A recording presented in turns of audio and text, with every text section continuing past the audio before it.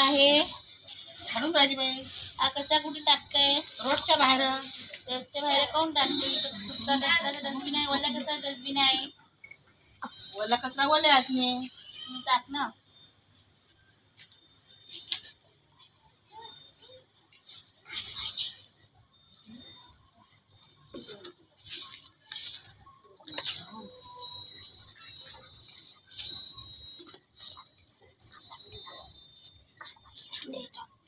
दिले का माणूस भादरला